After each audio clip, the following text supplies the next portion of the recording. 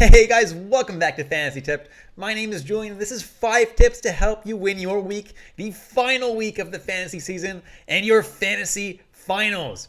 Before we get started though, guys, please leave a like, subscribe, hit that notification bell, and follow me on Twitter at Fantasy Tipped. Let's not waste any more time and let's start with the content, and let's start with tip number 1, add players for Monday and Wednesday. Alright, so if you look at the schedule for this week, the off nights are Monday, Wednesday, and Sunday. Tuesday, Thursday, and Friday are super busy nights, and Saturday there are no games at all. So the first thing you're going to want to do for this week is add players for Monday and for Wednesday. This is crucial in order to maximize the amount of games that you play this week. The more games you play, the more chance you have of winning because you'll get more points, right? So the teams that you're going to want to grab players from are Chicago and Philadelphia. They play both Monday and Wednesday, and actually they're the only teams that play on Monday. So having players from these teams are definitely going to help you for those off nights because at least you'll have some players playing, whereas your opponent might not have any. If you check out my waiver wire video right up there, I actually have quite a few options from those teams that you can consider grabbing, so go ahead and check that out. My tip number 2 is drop your goalies that play less than 2 games. Unless you're super desperate for goalie starts, it's not really worth holding a guy for an entire week just to get a single start. Unless that starts on like Monday or Tuesday, fine. Obviously start the goalie, then drop them. But there's some goalies like Craig Anderson specifically that only is going to get 1 start because Buffalo only plays 2 games and their 2 games are on back-to-back. So Tokarski will get a start and Craig Anderson will get a start. Same thing with LA. Quick and Peterson will each get 1 start because they have a back-to-back set as their last 2 games.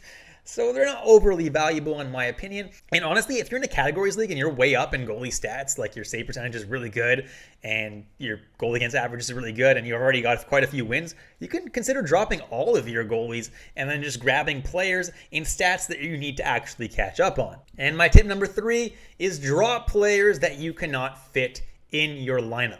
So go and look at your lineup for the entire week, specifically Tuesday, Thursday, and Friday. In all likelihood, you have an overflow on those days because they are quite busy nights. So if there is somebody that you're going to be benching a lot, and maybe they'll only play once or not at all in your lineup, it's not really worth having them. It's probably more worth grabbing someone who plays on the off nights that's going to get more games for you than just 0 or 1 game. And that brings me to tip number 4. After Tuesday games, add Wednesday and Sunday players.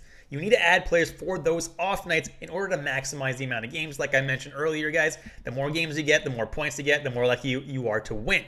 Teams that play both Wednesday and Sunday are Seattle and Winnipeg. Adding players from these teams will definitely help you secure your week. You can check it out in my waiver wire video. I included quite a few Seattle Kraken players. They're actually the only team that plays 4 games this week as well. So if you want to add Kraken players even before the week starts, it's not a terrible idea because, well, they're the only team that plays more than 3 games this week.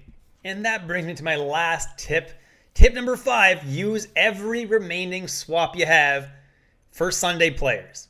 And the only 2 teams that play on Sunday are Seattle and Winnipeg. And guys, there are no teams that play on Saturday. So after those Friday games, you can swap pretty much every single player you have if you have unlimited swaps for Seattle or Winnipeg players because you're going to want to maximize your games that you have on Sunday to really make sure you secure the win this week. Obviously, in most leagues, you don't have unlimited swaps. You only have a finite number, but any swaps that you didn't use, you're going to be using right at the end of the week after Friday to make sure you have the maximum amount of players playing for you on Sunday night. And that's it, guys. Thank you so much for watching all the way through. Please leave a like, subscribe, hit that notification bell. Hope you guys enjoyed the content today. And I'm wishing you guys all the best luck in your matchups this week. May you come out on top and secure that fantasy trophy. Catch you in the next episode of Fantasy Tipped.